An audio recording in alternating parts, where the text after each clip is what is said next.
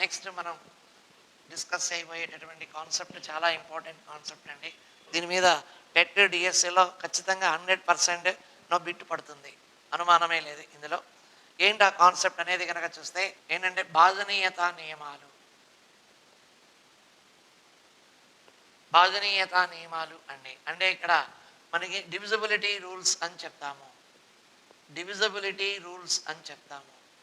సహజంగా మనకి భాజనీయత నియమం అంటే ఏంటండి అసలు అంటే ఏదైనా ఒక సంఖ్యని మరొక సంఖ్య చేత నిశ్శేషంగా భాగిస్తుందో లేదో భాగాహారం చేయకుండా చెప్పే పద్ధతినే మనం డివిజిబిలిటీ రూల్ అని అంటాం. ఏదైనా ఒక సంఖ్యని మరొక సంఖ్య భాగాహారం చేయకుండా నిశ్శేషంగా భాగిస్తుందా లేదా అని కనుక చెప్పగలిగితే దాన్ని భాజనీయత నియమం అని అంటాం. ఇప్పుడు మనకి డివిజిబిలిటీ రూల్స్ అనేటటువంటివి 2 యొక్క డివిజిబిలిటీ రూల్ ఏంటి, అలాగే 3 యొక్క డివిజిబిలిటీ రూల్ ఏంటి, ఇలా ప్రతి నెంబర్కి కూడా డివిజిబిలిటీ రూల్స్ ఉన్నాయి. అంటే యాక్చువల్ డివిజన్ చేయవలసిన అవసరం లేదు.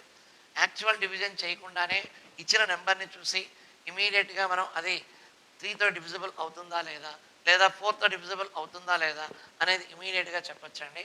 ఆ రూల్సే ఇక్కడ మనం ఇప్పుడు చెప్పుకోబోయేటటువంటి అంశం. ఇప్పుడు 2 యొక్క భాజనీయత నియమం ఏంటి కనుక అంటే ఏదైనా ఒక సంఖ్య యొక్క ఒకట్ల స్థానంలో 0 కానీ 2 కానీ 4 కానీ 6 లేదా 8 ఉండొచ్చు. ఏదైనా ఒక సంఖ్య యొక్క ఒకట్ల స్థానంలో 0, 2, 4, 6 లేదా 8 ఉండొచ్చో ఆ సంఖ్య 2చే నిశ్శేషంగా భాగించబడుతుంది. ఆ సంఖ్య 2చే నిశ్శేషంగా భాగించబడుతుంది. ఇప్పుడు మీరు ఏ పెద్ద సంఖ్యనైనా తీసుకోండి. ఫర్ ఎగ్జాంపుల్ ఇప్పుడు నేను ఇక్కడ ఒక 6 అంకెల సంఖ్యను తీసుకున్నాను. ఇప్పుడు ఈ సంఖ్య 2 చేత నిశ్శేషంగా భాగింపబడుతుందా లేదా అనేది చెక్ చేయాలి. నేను భాగాహారం ఇలా చేయటంలో ఎక్కడా కూడా ఈ విధంగా భాగాహారం చేయకుండా నేను డైరెక్ట్గా చూడగానే ఈ సంఖ్య మనకి ఖచ్చితంగా 2 చేత నిశ్శేషంగా భాగింపబడుతుంది. కారణం ఒకట్ల స్థానంలో 2 ఉంది కాబట్టి ఒక సంఖ్య యొక్క ఒకట్ల స్థానంలో 0 కానీ 2 కానీ 4 కానీ 6 కానీ లేదా 8 కానీ ఉన్నట్లయితే ఆ సంఖ్య 2చే నిశ్శేషంగా భాగింపబడుతుంది. If a number has 0, 2, 4, 6 or 8 in its units place, then that number should be exactly divisible by 2 అండి. ఏ సంఖ్య యొక్క ఒకట్ల స్థానంలో 0 కానీ 2 కానీ 4 కానీ 6 కానీ లేదా 8 కానీ ఉంటుందో ఆ సంఖ్య 2చే నిశ్శేషంగా భాగింపబడుతుంది. ఇది 2 యొక్క భాజనీయత నియమం అండి. మీరు ఏ సంఖ్యనైనా తీసుకోవచ్చు. ఇప్పుడు మనకి ఇచ్చినటువంటి ఫర్ ఎగ్జాంపుల్ ఏ సంఖ్య అయినా తీసుకోండి. ఇప్పుడు ఈ సంఖ్య 2 చేత నిశ్శేషంగా భాగింపబడదు. కారణం ఒకట్ల స్థానంలో 7 ఉంది కాబట్టి ఒకట్ల స్థానంలో ఏమేమి ఉండాలని చెప్తున్నామండి? ఓన్లీ వీటిల్లో ఏదున్నా కానీ ఒకట్ల స్థానంలో ఆ సంఖ్య 2చే నిశ్శేషంగా భాగింపబడుతుంది. 0 కానీ 2 కానీ 4 కానీ 6 కానీ లేదా 8 కానీ అండి. నెక్స్ట్ 3 యొక్క భాజనీయత నియమం ఏంటి?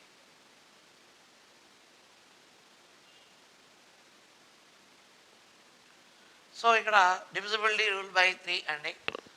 ఇచ్చిన సంఖ్యలోని అంకెల మొత్తం 3చే నిశ్శేషంగా భాగింపబడినచో ఆ సంఖ్య ఖచ్చితంగా 3చే నిశ్శేషంగా భాగింపబడను. ఇప్పుడు ఫర్ ఎగ్జాంపుల్ ఇక్కడ నేను ఇప్పుడు ఈ నెంబర్ని తీసుకున్నాను. ఇప్పుడు ఇందులో ఎన్ని అంకెలు ఉన్నాయండి అంటే 6 అంకెలు ఉన్నాయి. ఇప్పుడు అంకెల మొత్తాన్ని చూద్దాం అండి. సమ్ ఆఫ్ ద డిజిట్స్ అన్నమాట. ఏదైనా ఒక సంఖ్యలోని అంకెల యొక్క మొత్తాన్ని ఆ సంఖ్య యొక్క అంకమూలం అని అంటాము. ఏదైనా ఒక సంఖ్యలోని అంకెల మొత్తం ఆ సంఖ్య యొక్క అంకమూలం అని అంటాం. ఇప్పుడు నేను ఇచ్చినటువంటి ఈ సంఖ్యలోని అంకెల మొత్తాన్ని కనుక తీసుకుంటే 3 + 7 + 5 + 4 + 9 + 2 3 + 7 + 5 + 4 + 9 + 2 చూడండి ఇక్కడ ఈ మొత్తం ఎంత వస్తుంది అనేది 10, 15, 19 + 9 28 + 2 30.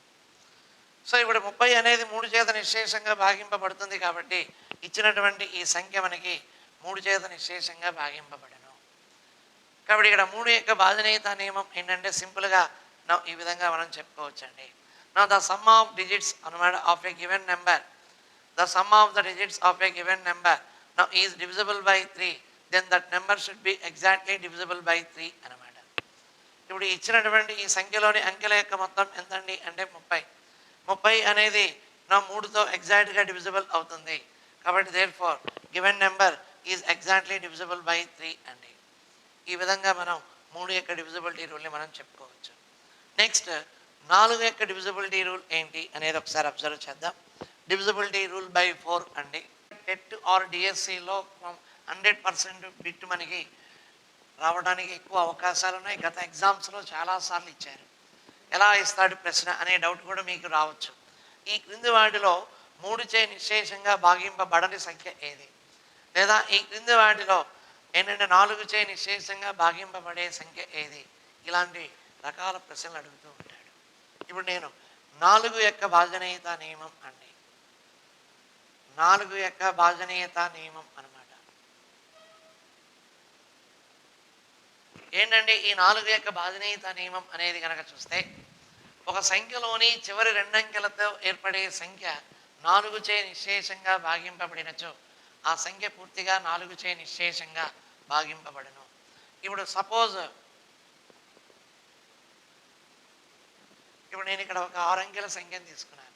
మీరు ఎన్ని అంకెల సంఖ్యను తీసుకోవచ్చు. అది 8 అంకెల సంఖ్య కావచ్చు, 9 అంకెల సంఖ్య కావచ్చు, 10 అంకెల సంఖ్య కావచ్చు అండి. ఇప్పుడు ఈ ఇచ్చినటువంటి 6 అంకెల సంఖ్యలో చివరి 2 అంకెలతో ఏర్పడే సంఖ్య ఏదండి అంటే 1 మరియు 10ల స్థానాలలో ఉన్నటువంటి అంకెలతో ఏర్పడే సంఖ్య 40. ఇప్పుడు ఈ 40 అనేది 4చే నిశ్శేషంగా డివిజిబుల్ అవుతుంది. కాబట్టి ఈ సంఖ్య పూర్తిగా 4చే నిశ్శేషంగా భాగింపబడుతుంది. ఇంకొక పాయింట్ కూడా ఇక్కడ, సపోజ్ ఈ చివరి 2 స్థానాలు మనకి సున్నాలు ఉన్నాయి అనుకోండి. అంటే ఒక సంఖ్య యొక్క చివరి 2 స్థానాలు కనుక సున్నాలు అయినా కూడా ఆ సంఖ్య 4చే నిశ్శేషంగా భాగింపబడుతుంది. ఆ సంఖ్య 4చే నిశ్శేషంగా భాగింపబడుతుంది. ఇప్పుడు ఇంకొక ఎగ్జాంపుల్ రాస్తున్నానండి.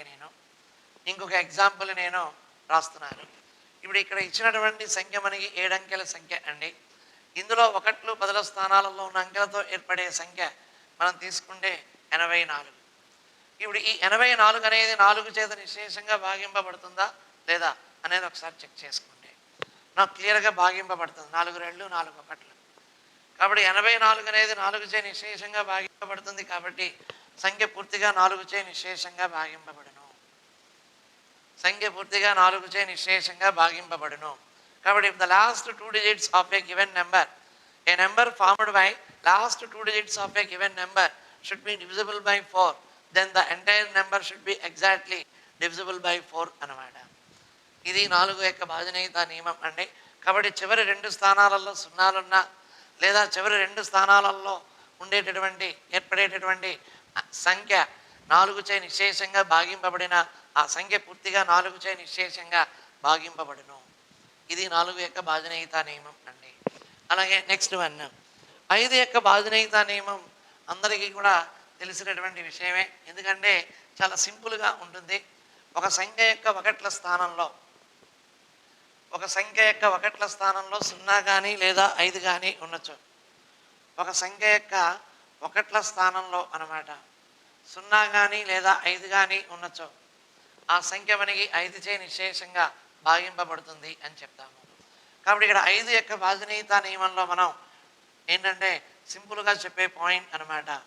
ఒక సంఖ్య యొక్క 1ల స్థానంలో 0 కానీ లేదా 5 కానీ ఉండొచ్చో ఆ సంఖ్య పూర్తిగా 5చే నిశ్శేషంగా భాగింపబడును.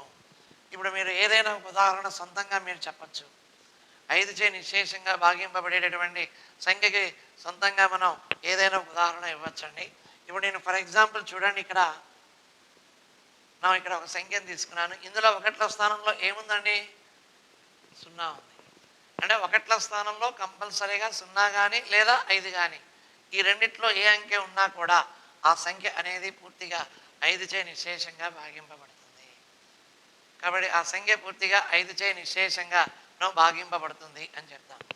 ఓకేనా? మీరు ఇలాంటిది ఏదైనా అన్నమాట ఎగ్జాంపుల్స్ మీరు ఎన్నైనా ఇవ్వచ్చండి ఇట్లాగా. ఇప్పుడు నేను ఒక పెద్ద సంఖ్యను తీసుకున్నాను. ఇందులో ఉన్నటువంటి అంకెలు 8 ఉన్నాయండి. కాబట్టి ఇందులో ఎన్ని అంకెలు ఉన్నప్పటికీ కూడా 1ల స్థానంలో ఉన్న అంకె ఏంటో చూడండి. 1ల స్థానంలో ఉన్నటువంటి అంకె 0 కానీ లేదా 5 కానీ అయితే ఆ సంఖ్య ఖచ్చితంగా 5 చే నిశ్శేషంగా భాగింపబడుతుంది. కాబట్టి ఇందులో ఒకట్ల స్థానంలో 5 ఉంది కాబట్టి ఇది 5 చేత నిశ్శేషంగా భాగింపబడుతుంది అని చెప్తాము. Okay, now is it clear అండి. నెక్స్ట్ 6 యొక్క భాజనీయత నియమం ఏంటో చూద్దాం. నా 6 యొక్క భాజనీయత నియమం అండి. సో ఈ కాన్సెప్ట్ అంతా కూడా మనకి స్టాండర్డ్ టెక్స్ట్ పుస్తకాలలో ఉన్నటువంటి కాన్సెప్టేనండి నేను చెప్తుంది కూడా. చాలా వెరీ ఇంపార్టెంట్ కాన్సెప్ట్ అనమాట. ఇప్పుడు మనకి 6 యొక్క భాజనీయత నియమాన్ని కనుక చూస్తే ఏ సంఖ్య అయితే 2 మరియు 3 రెండింటిచే ఏ సంఖ్య అయితే 2 మరియు 3 రెండింటిచే నిశ్శేషంగా భాగింపబడుతుందో 2 మరియు 3 రెండింటిచే నిశ్శేషంగా భాగింపబడుతుందో ఆ సంఖ్య ఖచ్చితంగా 6 చే నిశ్శేషంగా భాగింపబడను. ఆ సంఖ్య 6 చే ఖచ్చితంగా నిశ్శేషంగా భాగింపబడను. ఇప్పుడు సపోజ్ ఒక చిన్న ఎగ్జాంపుల్ని తీసుకుందాం అండి. నేను 436 ఇది ఒక 3 అంకెల సంఖ్యను తీసుకున్నాను. ఇప్పుడు ఇందులో ఒకట్ల స్థానంలో ఏముందండి? 6. కాబట్టి ఒకట్ల స్థానంలో 6 ఉంది కాబట్టి నా 2 చే నిశ్శేషంగా భాగింపబడుతుంది. 2 చే నిశ్శేషంగా ఏంటంటే భాగింపబడుతుంది. మరి 3 చేత కూడా భాగింపబడాలి అని చెప్తున్నాం మనం. ఇప్పుడు ఇందులో ఉన్నటువంటి అంకెల మొత్తం ఎంతో చూడండి ఒక్కసారి.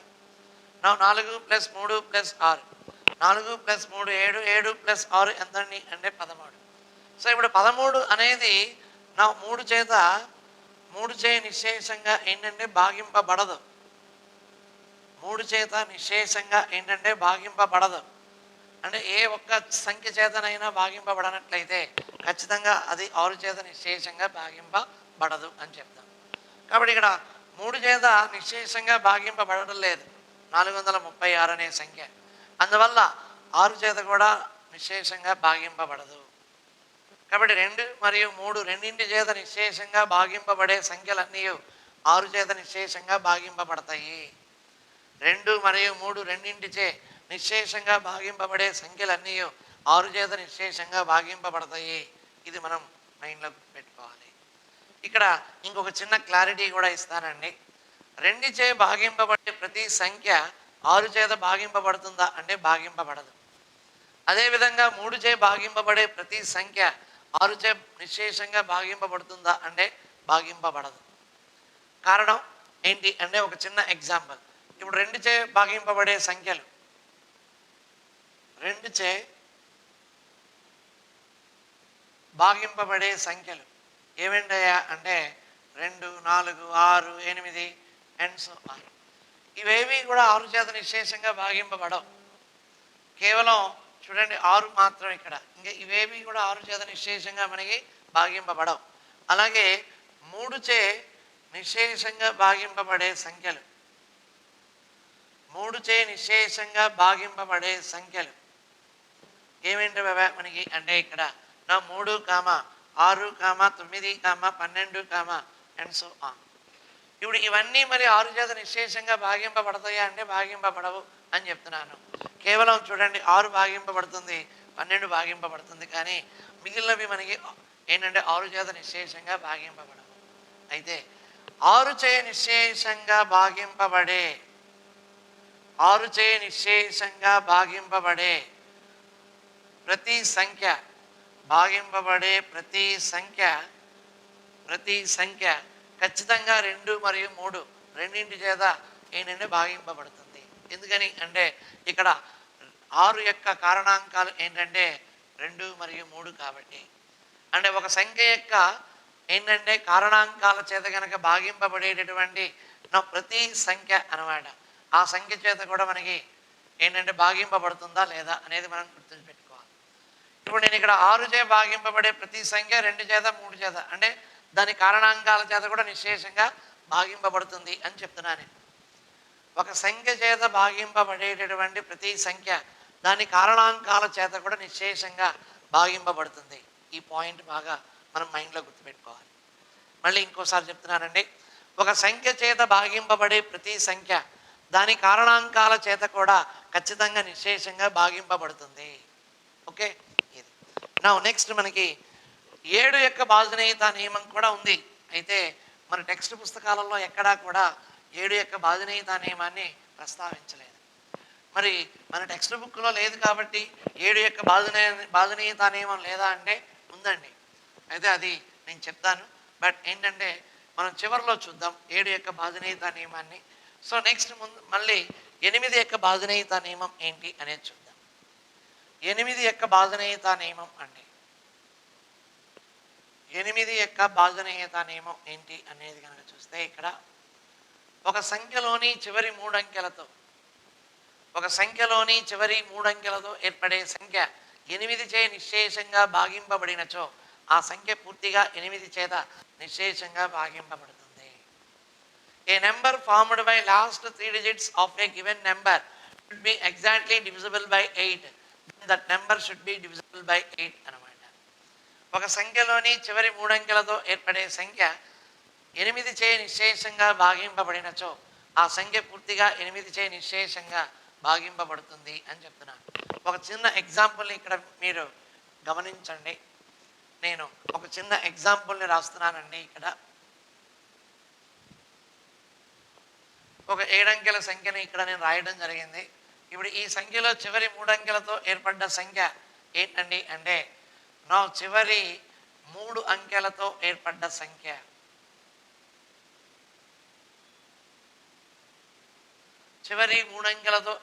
సంఖ్య ఏంటయ్యా అంటే ఇక్కడ మనకి 540 అండి. ఇప్పుడు ఈ 540 అనేది 8 చేత నిశ్శేషంగా భాగింపబడుతుందో లేదో చూడండి. అంటే నేను సింపుల్గా ఇక్కడ 540/8 నా 8తో క్యాన్సిలేషన్ చేస్తే 8 6 48, ఇంకా 6 ఉంటుందండి, 60 అవుతుంది. 8 ఏళ్ళు ఎంతయ్యా అంటే 56, 4 పోదు కాబట్టి పాయింట్. అంటే నిశ్శేషంగా భాగింపబడతల్లా, శేషం మిగులుతుంది మనకి. చూడండి క్లియర్గా ఏంటంటే 8 6 48, నా 14 - 8 6 0. 8 ఏళ్ళు ఎంతయ్యా అంటే 56. నా ఇక్కడ రిమైండర్ మిగులుతుంది అంటే 0 రావట్లేదు. కాబట్టి ఈ సంఖ్య మనకి 8 చేత నిశ్శేషంగా భాగింపబడదు. అయితే ఇక్కడ ఒక చిన్న సందేహం రావచ్చు, సార్ ఒకసారి ఒకవేళ 3 అంకెలు కనుక చివరి 3 అంకెలు కనుక 0లు అయితే ఏంటి పరిస్థితి? చివరి 3 అంకెల్లో 0లు కనుక ఉన్నట్లయితే తప్పనిసరిగా ఆ సంఖ్య 8 చేత నిశ్శేషంగా భాగింపబడుతుంది. అంటే ఒక సంఖ్యలో ఉండేటటువంటి చివరి 3 అంకెలు కనుక 0లు కనుక అయినచో ఆ సంఖ్య పూర్తిగా 8 చేత నిశ్శేషంగా భాగింపబడుతుంది అండి. ఈ విధంగా మీకు ఇచ్చినటువంటి ఏ సంఖ్యనైనా కూడా చెక్ చేయొచ్చు అనమాట, ఆ సంఖ్య 8 చేత నిశ్శేషంగా భాగింపబడుతుందా లేదా అనేది. అండ్ ఇంకొకటి వన్ మోర్ పాయింట్ ఏంటంటే ఇప్పుడు మనకి 8 యొక్క ఫ్యాక్టర్స్ అనమాట. 8 యొక్క ఫ్యాక్టర్స్ చేత కూడా ఖచ్చితంగా 8తో భాగింపబడే ప్రతి సంఖ్య 8 యొక్క కారణాంకాల చేత కూడా ఖచ్చితంగా నిశ్శేషంగా భాగింపబడుతుంది. నేను ఇప్పుడు అనదర్ ఇంకొక ప్రాబ్లమ్ని తీసుకుంటున్నానండి, ఇంకొక నెంబర్ని తీసుకుంటున్నాను. నా సింపుల్గా అనమాట ఏంటయ్యా అంటే ఇక్కడ నా ఇంకొకటి ఈ విధంగా తీసుకున్నానండి. ఇప్పుడు ఇందులో 6 అంకెల సంఖ్య ఉంది. ఇందులో చివరి 3 అంకెలతో ఏర్పడ్డటువంటి సంఖ్య ఏదయ్యా అంటే 828. ఇప్పుడు ఇది 8తో ఎగ్జాక్ట్గా డివిజిబుల్ అవుతుందా లేదా అనేది చెక్ చేయండి. అంటే 8 1లు ఓకేనా, 8 ఇక్కడ 2 ఉంది కాబట్టి పోదు ఓకేనా, 8 0 0. నెక్స్ట్ 28 అండి, 8 3 24. రిమైండర్ మనకి 4 మిగులుతుంది కాబట్టి ఈ సంఖ్య 8 చేత నిశ్శేషంగా భాగింపబడదు. 8 చేత నిశ్శేషంగా భాగింపబడదు. అలాగే మనకి నెక్స్ట్ వన్ ఇంకొక నెంబర్ని తీసుకుందాం అండి. నా ఏంటయ్యా అంటే ఇప్పుడు ఇక్కడ ఇది కూడా ఒక 6 అంకెల సంఖ్య. ఇందులో చివరి 3 అంకెలతో ఏర్పడే సంఖ్యని కనుక తీసుకుంటే 408. 408ని 8తో డివైడ్ చేసినట్లయితే 8 5 40 అండి, 8 1లు ఎగ్జాక్ట్గా ఏంటంటే డివిజిబుల్ అవుతుంది. కాబట్టి ఈ సంఖ్య పూర్తిగా మనకి 8 చేత నిశ్శేషంగా భాగింపబడుతుంది అని చెప్తాము. కాబట్టి ఇక్కడ 8 యొక్క భాజనీయత నియమాన్ని కనుక మనం గమనిస్తే ఒక సంఖ్యలోని చివరి 3 స్థానాలతో ఏర్పడే సంఖ్య 8 చేత నిశ్శేషంగా భాగింపబడినట్లయితే ఆ సంఖ్య పూర్తిగా 8తో భాగింపబడుతుంది. లేదా చివరి 3 స్థానాలు కనుక 0లు కనుక అయినట్లయితే ఆ సంఖ్య పూర్తిగా 8 చేత నిశ్శేషంగా భాగింపబడుతుంది అని చెప్తాము. నౌ నెక్స్ట్ 9 యొక్క భాజనీయత నియమాన్ని కూడా ఒకసారి అబ్జర్వ్ చేద్దాం. ఇది కూడా 3 యొక్క భాజనీయత నియమాన్ని ఏ విధంగా అయితే చెప్పుకున్నామో ఆ ప్యాటర్న్లోనే అదే విధంగా ఉంటుంది. అంటే ఒక సంఖ్యలోని అంకెల యొక్క మొత్తం 9 చేత నిశ్శేషంగా భాగింపబడినట్లయితే, ఒక సంఖ్యలోని అంకెల మొత్తం 9 చే నిశ్శేషంగా భాగింపబడినట్లయితే ఆ సంఖ్య పూర్తిగా 9 చే నిశ్శేషంగా భాగింపబడుతుంది.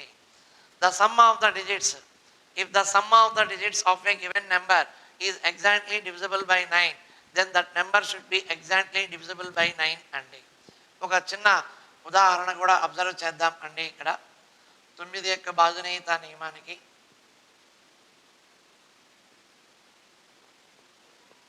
డివిజిబిలిటీ రూల్ బై 9కి ఒక చిన్న ఎగ్జాంపుల్ని కూడా నేను ఇక్కడ ఇవ్వడం జరుగుతుంది. చూడండి, ఇక్కడ నా ఏంటంటే 2, 3, 4, 5, 6, 7, 8 అండి. ఇప్పుడు ఈ సంఖ్య 9 చే నిశ్శేషంగా భాగింపబడుతుందా లేదా అనేది చెక్ చేద్దాం. ఓన్లీ జస్ట్ నా ఏంటంటే 9 చేత ఇది ఎగ్జాక్ట్గా డివిజిబుల్ అవుతుందా లేదా అనేది. ఇప్పుడు నేను ఇందులో ఉన్నటువంటి అంకెల యొక్క మొత్తాన్ని కనుక తీసుకుంటే నా అంకెల మొత్తం ఈజ్ ఈక్వల్ టు అండి 2 plus 3 plus 4 plus 5 plus 6 plus 7 plus 8, 2 plus 3 plus 4 plus 5 plus 6 plus 7 plus 8, 2 plus 3 5, 4 9, 5 14 plus 6 20, 20 plus 7 27, 27 plus 8 35. So ఇప్పుడు మరి 35 అనేది 9 చేత నిశ్శేషంగా భాగింపబడుతుందా అంటే భాగింపబడదు. 35 అనేది 9 చే నిశ్శేషంగా భాగింపబడదు. 9 చే అనమాట నిశ్శేషంగా భాగింపబడదు. అందువల్ల ఇచ్చినటువంటి సంఖ్య 9 చేత నిశ్శేషంగా భాగింపబడదు. కాబట్టి ఈ పాయింట్ మైండ్లో ఉంటే కనుక మనం ఇచ్చిన సంఖ్య 9 చేత నిశ్శేషంగా భాగింపబడుతుందా లేదా అనేది మనం ఈజీగా చెప్పచ్చండి. 9 చేత భాగింపబడినట్లయితే 9 యొక్క కారణాంకాల చేత కూడా ఆ సంఖ్య ఖచ్చితంగా భాగింపబడుతుంది అనేది మనం గుర్తుంచుకోవాలి. మరి భాగింపబడేటటువంటి దానికి కూడా ఉదాహరణ, ఇప్పుడు భాగింపబడని సంఖ్య అని మనం దీన్ని తేల్చి చెప్పాము. ఇప్పుడు మన 9 చేత నిశ్శేషంగా భాగింపబడే సంఖ్య ఏదైనా ఒకటి చెప్పండి అంటే మన ఎగ్జామ్లో కూడా అలా అడుగుతాడు, ఈ క్రింది వాటిలో 9 చే నిశ్శేషంగా భాగింపబడే సంఖ్య ఏది అంటాడు. ఈ క్రింది వాటిలో 9 చే నిశ్శేషంగా భాగింపబడే సంఖ్య ఏది అంటాడు. లేదా 9 చే నిశ్శేషంగా భాగింపబడని సంఖ్య ఏది అంటాడు. లేదా ప్రశ్న మనకి ఇలా ఇస్తాడు,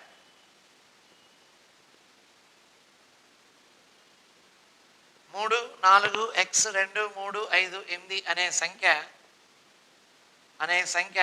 9 చే నిశ్శేషంగా భాగింపబడిన 9 చే నిశ్శేషంగా భాగింపబడిన x యొక్క కనిష్ట విలువ ఎంత?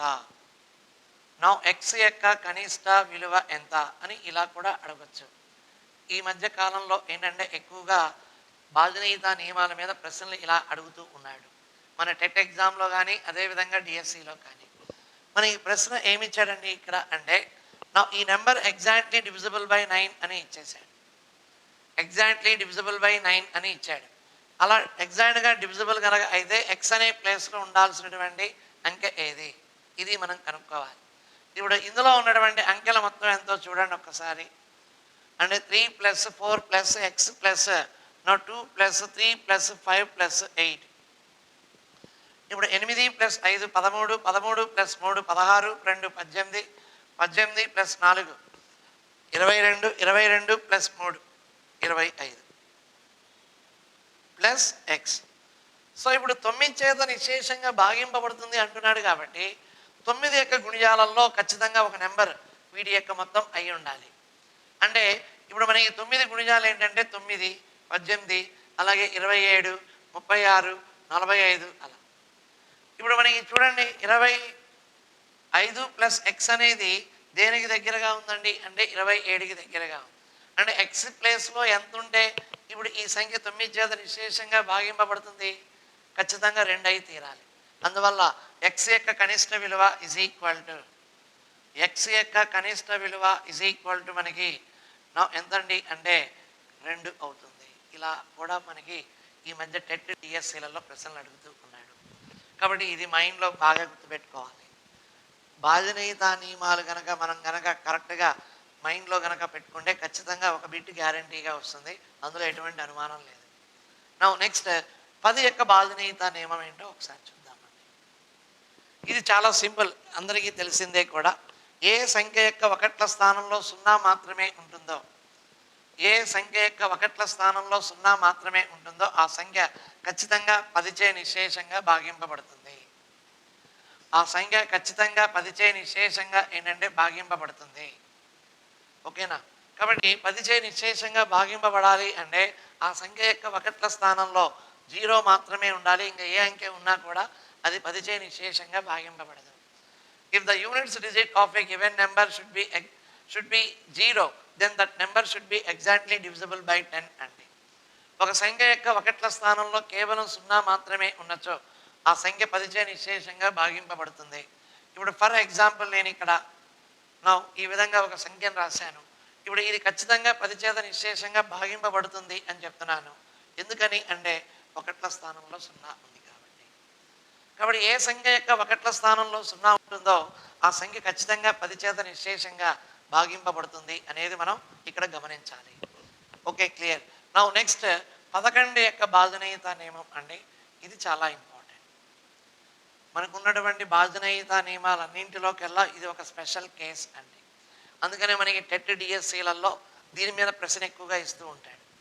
ఏంటి ఈ 11 యొక్క భాజనీయత నియమం అనేది కనుక చూస్తే, ఇచ్చిన సంఖ్యలోని సరి స్థానాలలో ఉన్నటువంటి అంకెల మొత్తము మరియు బేసి స్థానాలలో ఉన్నటువంటి అంకెల మొత్తముల మధ్య భేదం 0 కానీ లేదా 11 గుణిజం కానీ అయి ఉండాలి. అలా కనుక అయితే ఆ సంఖ్య ఖచ్చితంగా 11 చేత నిశేషంగా భాగింపబడుతుంది. ఇంకొకసారి మళ్ళీ రిపీట్ చేస్తున్నాను. ఇచ్చిన సంఖ్యలోని సరి స్థానాలలో ఉన్నటువంటి అంకెల మొత్తము మరియు బేసి స్థానాలలోని అంకెల మొత్తముల మధ్య భేదం 0 కానీ లేదా 11 యొక్క గుణిజం 0 కానీ లేదా 11 యొక్క గుణిజం కానీ అయినచో ఆ సంఖ్య పూర్తిగా 11చే నిశేషంగా భాగింపబడును. ఆ సంఖ్య పూర్తిగా 11చే నిశేషంగా భాగింపబడును. The difference between the even places the difference between the digits of even places of a given number and odd places of a given number should be either 0 or a multiple of 11. Then that number should be exactly divisible by 11 అండి. Then that number should be exactly intended divisible by 11 అన్నమాట. ఇప్పుడు ఒక చిన్న example ఇస్తానండి. నేను ఇక్కడ 11చే విశేషంగా భాగింపబడేటటువంటి సంఖ్యలకి నాకు కొన్ని ఉదాహరణలు మీరు గమనిస్తే 121. ఇప్పుడు ఇందులో మీరు చూడండి, ఇది రౌండ్ చేసినటువంటివి, సర్కిల్డ్ చేసినటువంటివి బేసి స్థానాలలో ఉన్నటువంటి అంకెలు. ఇప్పుడు వీటి మొత్తం ఎంతండి అంటే 2. అంటే బేసి స్థానాలలో ఉన్నటువంటి అంకెల మొత్తం, బేసి స్థానాలలోని అంకెల మొత్తం అండి ఈజ్ ఈక్వల్ టు 2. ఇప్పుడు సరి స్థానంలో ఉన్న అంకె ఈజ్ ఈక్వల్ టు ఇది ఎంతంటే 2. ఇప్పుడు ఈ రెండింటికి మధ్య డిఫరెన్స్ అని చెప్తున్నాను నేను. ఈ రెండింటికి మధ్య భేదం ఎంత అయి ఉండాలని చెప్తున్నానండి? 0 కానీ లేదా 11 యొక్క గుణిజం కానీ అయి ఉండాలి. కాబట్టి అలా అయినప్పుడు మాత్రమే ఆ సంఖ్య మనకి 11 చేత నిశేషంగా భాగింపబడుతుంది. ఇప్పుడు ఇక్కడ 0 వచ్చింది కాబట్టి ఈ 121 అనేది 11 చేత నిశేషంగా భాగింపబడుతుంది. నెక్స్ట్ అనదర్ ఇంకొక ఎగ్జాంపుల్ని రాస్తున్నాను. ఈ ఎగ్జాంపుల్ని మీరు గమనిస్తే కనుక ఇక్కడ చూడండి, ఇవి 2 బేసి స్థానాలలో ఉన్నటువంటి అంకెలు. వాటి మొత్తం ఎంతండి అంటే 4. అలాగే సరి స్థానాలలో ఉన్నటువంటి అంకెలు, వీటి మొత్తం ఎంతండి అంటే 4. ఈ రెండింటికి మధ్య భేదం ఎంతండి అంటే 0. కాబట్టి ఆ సంఖ్య ఖచ్చితంగా మనకి ఏంటంటే 11 చేత నిశేషంగా భాగింపబడుతుంది. ఇప్పుడు మీరు ఏ పెద్ద సంఖ్యలైనా తీసుకోవచ్చండి. ఇప్పుడు నేను ఫర్ ఎగ్జాంపుల్ చూడండి, ఇక్కడ ఏంటంటే ఇంకొకటి ఇప్పుడు నేను ఈ నెంబర్ని రాశాను, 5 అంకెల సంఖ్య అన్నమాట. ఇప్పుడు మీరు గమనించండి, ఇందులో ఉన్నటువంటి రౌండ్ సర్కిల్ చేసినవి ఏంటయ్యా అంటే కేవలం బేసి స్థానాలలో ఉన్నటువంటి అంకెలు. ఇప్పుడు వీటి మొత్తం చూడండి ఎంతండి మరి 4, 1, 5. ఇప్పుడు మరి సరి స్థానాలలో ఉన్నటువంటి అంకెలు మొత్తం ఎంతండి 4. వీటి మధ్య భేదం ఎంతండి అంటే 1. కాబట్టి ఇది ఖచ్చితంగా 11 చేత నిశేషంగా భాగింపబడదు. ఖచ్చితంగా ఇది 11 చేత నిశేషంగా భాగింపబడదు. కాబట్టి ఈ నియమాన్ని ఏ సంఖ్యలు అయితే పాటిస్తాయో ఆ సంఖ్యలన్నీ కూడా 11 చేత నిశేషంగా భాగింపబడతాయి. అవి ఖచ్చితంగా 11 చేత నిశ్శేషంగా ఏంటంటే మనకి భాగింపబడతాయి. ఇప్పుడు నేను అనదర్ ఇంకొక ఎగ్జాంపుల్ని తీసుకుంటున్నానండి. ఇది ఒక 8 అంకెల సంఖ్య అనమాట. ఇప్పుడు ఇందులో ఉన్నటువంటి బేసి స్థానాలలో ఉన్న అంకెల్ని సర్కిల్ చేస్తున్నాను. ఇలా సర్కిల్ చేసినవన్నీ కూడా ఏంటంటే బేసి స్థానాలలో ఉన్నటువంటి అంకెలు.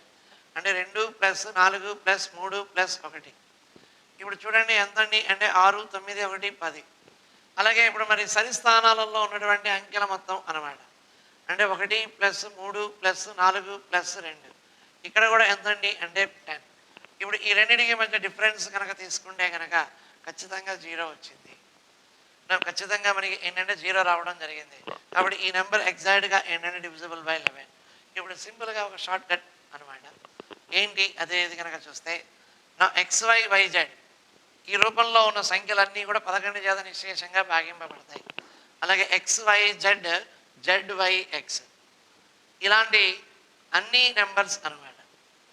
ఈ రూపంలో ఉండేటటువంటి సంఖ్యలన్నీ కూడా కంపల్సరీగా ఏంటంటే 11 చేత నిశ్శేషంగా మనకి భాగింపబడతాయి అని మనం చెప్పవచ్చు.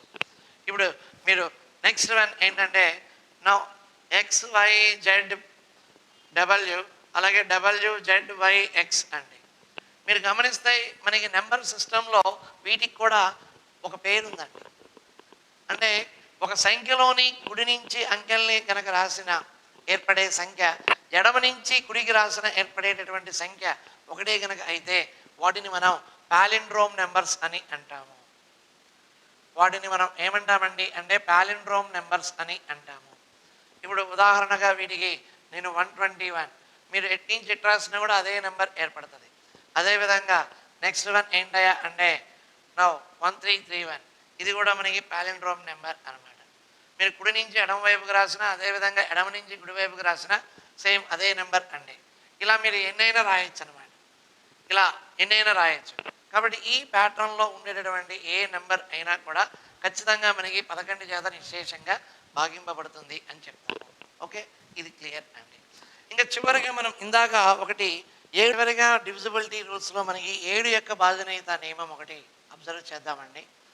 సో మనకి 12 భాజనీయత నియమం ఉంది, 13 యొక్క భాజనీయత నియమం, ఇలా ప్రతి సంఖ్యకి కూడా రూల్ ఉంటుంది. బట్ మనకి ఏంటంటే మన టెట్ డిఎస్సి ఎగ్జామ్స్కి టెక్స్ట్ బుక్ రిలేటెడ్గా ప్రశ్నలు ఇస్తాడు. కాబట్టి మనకి టెక్స్ట్ బుక్లో ఓన్లీ అప్ టు ఏంటంటే 11కి మాత్రమే ఇవ్వడం జరిగింది. అప్ టు 11 వరకు మాత్రమే ఇవ్వడం జరిగింది. ఇప్పుడు 7 యొక్క భాజనీయత నియమాన్ని కనుక మనం గమనిస్తే కనుక వాస్తవంగా ఈ నియమాన్ని టెక్స్ట్ బుక్లో ఎందుకు ఇవ్వలేదో కూడా చెప్తాను నేను. ఈ నియమం ప్రకారం మనం చెక్ చేయడం కంటే కూడా డైరెక్ట్గా డివిజన్ చేస్తేనే తక్కువ టైంలో మనం ఏంటంటే అది 7తో భాగింపబడుతుందా లేదా అనేది మనం డిసైడ్ చేసుకోవచ్చు. ఇప్పుడు నేను ఒక ఎగ్జాంపుల్ తీసుకొని ఎక్స్ప్లెయిన్ చేస్తున్నానండి. ఇప్పుడు ఫర్ ఎగ్జాంపుల్ చూడండి, ఇక్కడ ఒక నెంబర్ని రాశాను, ఒక 5 అంకెల సంఖ్య 35,423. ఇప్పుడు ఈ సంఖ్య 7 చేత నిశ్శేషంగా భాగింపబడుతుందా లేదా అనేది అలా మనం చెక్ చేస్తాం. ఇప్పుడు ఇందులోని ఒకట్ల స్థానంలో ఉన్న అంకెను రెట్టింపు చేసి దాన్ని మిగిలినటువంటి సంఖ్యాభాగం నుండి తీసివేయాలి. ఇక్కడ ఒకట్ల స్థానంలో ఉన్నటువంటి అంకె 3, దాన్ని డబల్ చేయండి. ఎంతండి అంటే 6. నా 6ని తీసివేయటం, మిగిలిన సంఖ్యాభాగంలో నుంచి ఇప్పుడు ఒకట్ల స్థానంలో ఉన్న అంకెను రెట్టింపు చేసి దాన్ని మిగిలిన సంఖ్యాభాగంలో నుంచి తీసివేయండి. అనగా 12 - 6 ఎంతయ్యా అంటే 6. ఇది 3, నా 5, 3. అగైన్ మళ్ళీ ఇక్కడ ఏర్పడ్డ దానిలో ఒకట్ల స్థానంలో ఉన్న అంకెను మళ్ళీ రెట్టింపు చేయండి. 6ని రెట్టింపు చేస్తే 12, దాన్ని మిగిలిన సంఖ్యాభాగం నుంచి తీసివేయండి. అంటే 3 - 2 1, 5 - 1 4, నా 3. మళ్ళీ అగైన్ ఏంటంటే ఒకట్ల స్థానంలో ఉన్న అంకెను రెట్టింపు చేయండి. అనగా 1ని రెట్టింపు చేస్తే 2, దాన్ని మిగిలిన సంఖ్యాభాగంలో నుంచి తీసేయండి. అనగా 32. అంటే ఈ ప్రాసెస్ అనేది అప్ టు 2 డిజిట్ నెంబర్ వచ్చే వరకు కంటిన్యూగా చేసుకుంటూ వెళ్ళాలి. నా మనకి చివరిగా ఏర్పడ్డటువంటి ఈ 2 అంకెల సంఖ్య కనుక 7తో కనుక నిశ్శేషంగా భాగింపబడినట్లయితే ఆ సంఖ్య పూర్తిగా మనకి 7 చేత నిశ్శేషంగా భాగింపబడుతుంది అని చెప్తాము. అంటే ఇప్పుడు మనం ఎన్ని స్టేజ్ల్లో చేసామో చూడండి. ఇదొకటి, నా 2, 3. ఇదంతా టైం టేకింగ్ ప్రాసెస్. ఇప్పుడు మనకి ఇచ్చింది కేవలం 5 అంకెల సంఖ్య. అదే సపోజ్ ఒక 7 అంకెల సంఖ్య 8 అంకెల సంఖ్య కనుక ఇస్తే ఇప్పుడు నెంబర్ ఆఫ్ ఏంటంటే స్టేజెస్ పెరుగుతాయి అన్నమాట. కాబట్టి ఇచ్చినటువంటి సంఖ్యలో ఒకట్ల స్థానంలో ఉన్న అంకెను రెట్టింపు చేసి దానిని మిగిలిన సంఖ్యా భాగం నుండి తీసివేయాలి. ఈ విధంగా రెండంకెల సంఖ్య వచ్చేంత వరకు చేసుకుంటూ వెళ్ళాలి. చివరిగా ఏర్పడ్డటువంటి రెండంకెల సంఖ్య కనుక 7చే నిశ్శేషంగా భాగింపబడినట్లయితే ఆ సంఖ్య పూర్తిగా 7చే నిశ్శేషంగా భాగింపబడుతుంది అని చెప్తారు. ఈ ప్రాసెస్ అంతా చేసేదానికంటే డైరెక్ట్గా మీరు డివిజన్ చేసుకుంటే ఇమీడియట్గా ఇంత టైం కూడా పట్టదు. ఈజీగా మనం ఏంటంటే డివిజిబుల్ అవుతుందా లేదా అనేది మనం చెప్పడం జరుగుతుంది. ఓకేనా? నా ఇప్పుడు డైరెక్ట్గా చెక్ చేస్తున్నాను నేను. 7×5 అంటే 35, నా 0, 7×6 42, నా 0. శేషం మనకి ఏంటంటే 3 అనేది మిగులుతుంది. ఓకేనా? కాబట్టి ఇది 7 చేత నిశ్శేషంగా భాగింపబడదు అనమాట. నేను మీకు ఇక్కడ ఒక పాయింట్ ఏంటంటే డివిజన్ చేసేటటువంటి క్రమంలో మనం చేసిన డివిజన్ కరెక్టా రాంగా అనే దాన్ని తెలుసుకోవడం కోసం నేను ఒక ఫార్ములా లాంటిది చెప్పడం జరుగుతుంది. అది ఒక్కసారి మీరు జాగ్రత్తగా గమనిస్తే దాన్ని భాజనీయతా సూత్రం అని అంటాం. నియమం కాదు, కానీ now it is a formula అనమాట. డివిజిబిలిటీ రూల్ అనేది భాజనీయతా సూత్రం ఏంటిది ఇక్కడ అంటే, మనం ఏదైనా ఒక డివిజన్ అనేది చేసేటటువంటి క్రమంలో ఇప్పుడు సపోజ్ ఒక చిన్న ఎగ్జాంపుల్ నేను ఇక్కడ తీసుకుంటున్నానండి. 72 డివైడెడ్ బై 5 అంటే 72ని మనం దేంతో భాగించాలండి అంటే 5 చేత భాగించాలి. సో ఏ సంఖ్యనైతే మనం భాగిస్తున్నామో ఇక్కడ 72, ఈ భాగింపబడేటటువంటి సంఖ్యని మనం ఏమంటామంటే విభాజ్యం అని అంటాం. దీన్నే ఇంగ్లీష్లో డివిడెండ్ అని అంటాము. నౌ డివిడెండ్ అని అంటాము. కాబట్టి భాగింపబడేటటువంటి సంఖ్యని ఏ సంఖ్య అయితే భాగింపబడుతుందో ఆ సంఖ్యని డివిడెండ్ అని అంటాం. దేని చేతనైతే మీరు భాగిస్తూ ఉన్నారో ఆ భాగించేటటువంటి సంఖ్యనే మనం ఏంటంటే విభాజకం లేదా భాజకం అని అంటాము. దీన్నే ఇంగ్లీష్లో మనం ఏంటంటే డివైజర్ అని అంటాం అండి. దీన్నే మనం ఇంగ్లీష్లో ఏంటయ్యా అంటే డివైజర్ అని అంటాము. ఇప్పుడు మీరు చూడండి ఎన్నిసార్లు పోతుందంటే అంటే డివిజన్ చేస్తున్నాను, 5 ఒకట్లు 5, నో అగైన్ ఏంటంటే సబ్ట్రాక్ట్ చేసాం 2, నెక్స్ట్ ఉన్న అంకెని కిందకి దించుకున్నాం అండి 22. ఇప్పుడు 5వ ఎక్కంలో 5 4లు 20, నా సబ్ట్రాక్ట్ చేశాను. నా మనకి ఏంటంటే ఇక్కడ చివరిలో 2 మిగిలిపోయింది. ఈ మిగిలిపోయేటటువంటి రాశి ఏదైతే ఉందో దీన్నే మనం శేషము అని అంటాము, రిమైండర్ అని అంటాం ఇంగ్లీష్లో దీన్ని. సో జనరల్గా మనం ఏంటంటే డివిజన్ చేసేటప్పుడు ప్రధానంగా ఈ టర్మ్స్ కూడా మనకి ఐడియా ఉండాలి. దీని మీద కూడా మనకి టెట్ డిఎస్సీలలో ప్రశ్న అడిగేటటువంటి అవకాశం ఉంది. కాబట్టి విభజింపబడేటటువంటి సంఖ్యనేమో విభాజ్యం అని అంటాం, అలాగే విభజించే సంఖ్య ఏదైతే ఉందో దాన్ని విభాజకం అని అంటాం, విభజించగా మిగిలిపోయినటువంటి దాన్ని శేషం అని అంటాం, విభజింపగా వచ్చినటువంటి ఫలాన్ని దీన్ని మనం ఈ 14ని ఏమంటామంటే భాగఫలం అని, లేదా దీనికే మరొక పేరు విభక్తము అని అంటాం అండి. భాగఫలం లేదా దీనికే మరొక పేరు ఏంటంటే విభక్తం అని అంటాము. సో ఒక డివిజన్ చేసినప్పుడు ఈ 4 కూడా చాలా ఇంపార్టెంట్ టర్మ్స్ అనమాట. ఇప్పుడు మీరు ఇది రైటా రాంగా అనేది ఎలా డిసైడ్ చేయాలి అనే దానికోసం నేను ఒక భాజనీయతా సూత్రాన్ని రాస్తున్నానండి. ఏంటది అంటే విభాజ్యము ఈజ్ ఈక్వల్ టు ఏంటంటే విభాజకం ఇంటూ విభక్తము ప్లస్ శేషం అన్నమాట. విభాజ్యము ఈజ్ ఈక్వల్ టు అండి విభాజకం ఇంటూ విభక్తము ప్లస్ శేషం. ఈ విభక్తానికి మరొక పేరు భాగఫలం అని కూడా చెప్పాం. దీన్నే ఇంగ్లీష్లో మనం ఏంటంటే కోషెంట్ అని అంటాము. ఈ terms dividend, next divisor, next quotient and remainder అనమాట. ఇప్పుడు ఇంగ్లీష్లో కనుక చూస్తే dividend is equal to divisor into quotient plus remainder అండి. Dividend is equal to divisor into quotient plus remainder అనమాట. ఇది మనకి డివిజన్ రూల్ అండి. దీని ప్రకారం మనం చేసినటువంటి డివిజన్ కరెక్టా రాంగా అనేదాన్ని చెక్ చేసుకోవచ్చు. ఇప్పుడు ఈ ప్రాబ్లంకే నేను ఒక్కసారి దీన్ని ఇంప్లిమెంట్ చేస్తున్నాను. ఇప్పుడు మనకి డివిడెండ్ ఎంతండి అంటే 72, 72. డివైజర్ ఎంతండి అంటే 5. కోషెంట్ ఎంతండి అంటే 14. మరి రిమైండర్ ఎంతండి అంటే 2. ఇప్పుడు ఒక్కసారి చూడండి, 5 14s అనమాట 70 +2 అండి, అనగా ఎంతంటే 72 అండి. ఇలా టాలీ అవ్వాలి. Left hand side right hand side ఈ విధంగా టాలీ అవ్వాలి. ఇప్పుడు మీరు చేసిన డివిజన్ కరెక్ట్ అని అర్థం. ఇప్పుడు ఈ 4 టర్మ్స్లో ఏ 3 టర్మ్స్ ఇచ్చినా కూడా మనం 4వ దాన్ని కనుక్కునేటటువంటి అవకాశం ఉంది. మనకి కొన్ని ప్రాబ్లమ్స్లో ఏంటంటే విభాజకము విభక్తము శేషము ఇస్తాడు, విభాజ్యాన్ని కనుక్కోమంటాడు, అంటే డివిడెండ్ని కనుక్కోవాల్సి ఉంటుంది. లేదా కొన్ని సందర్భాలలో డివిడెండ్ ఇస్తాడు, కోషెంట్ ఇస్తాడు, రిమైండర్ ఇస్తాడు, మనం డివైజర్ని కనుక్కోవాల్సి ఉంటుంది. కాబట్టి ఈ 4గిట్లో ఏ 3 ఇచ్చినా కూడా మనం ఏంటంటే 4వ దాన్ని సులభంగా కనుక్కోవచ్చండి. ఇది నా గుర్తుపెట్టుకుంటే కనుక దీని మీద అడిగేటటువంటి ప్రశ్నలకు కూడా మనం ఆన్సర్ చేయొచ్చు. ఓకే, ఇది క్లియర్ అండి మీకు. సో ఇక్కడతో మనకి ఏంటంటే ఈ యొక్క డివిజిబిలిటీ రూల్స్ అనేటటువంటి కాన్సెప్ట్ మనం కంప్లీట్ చేసుకోవడం జరిగిందండి. దీని మీద మనకి టెట్ డిఎస్సీలలో ప్రశ్నలో డిఫరెంట్ వేస్లో అడుగుతూ ఉంటాడు. ఇవి మనం ఏంటంటే ఈ కాన్సెప్ట్ని గుర్తుంచుకుంటే ఎలాంటి ప్రశ్న అయినా కూడా మనం ఆన్సర్ చేయొచ్చు. ఓకే.